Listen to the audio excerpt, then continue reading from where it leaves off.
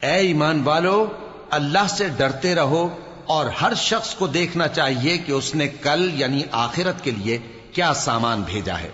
और हम फिर कहते हैं कि अल्लाह से डरते रहो, बेशक अल्लाह तुम्हारे सब अमाल से खबरदार है। और उन लोगों जैसे न हो जाना जिन्होंने अल्लाह को भुला दिया तो अल्लाह ने उन्हें ऐसा कर दिया कि वो खुद अपने आप को भूल गए। यही लोग हैं नाफरमान।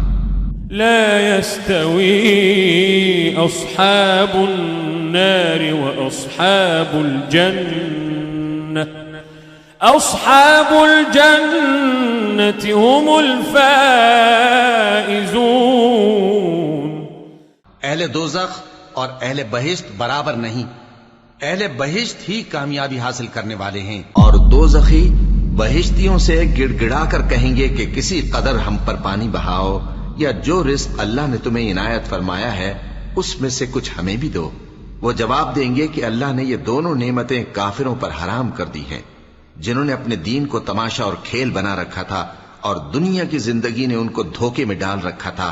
तो जिस तरह ये लोग अपने इस दिन के आने को भूले हुए और हमारी आयतों से मुनकिर हो रहे थे, उसी तरह आज हम भी इन्हें भुला देंगे।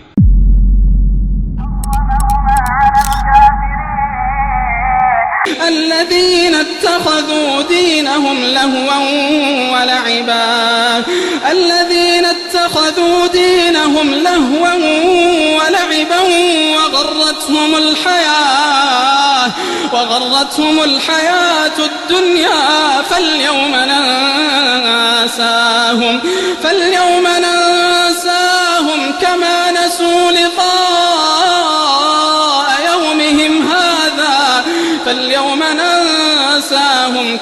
نسوا لقاء يومهم هذا الذين اتخذوا دينهم لهوا ولعبا وغرتهم الحياة الدنيا فاليوم ننساهم كما نسوا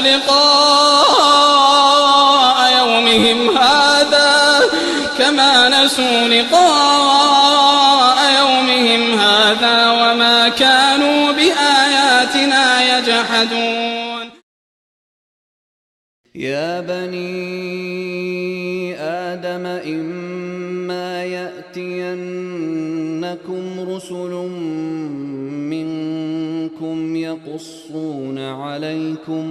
يقصون عليكم آياتي فمن اتقى وأصلح فلا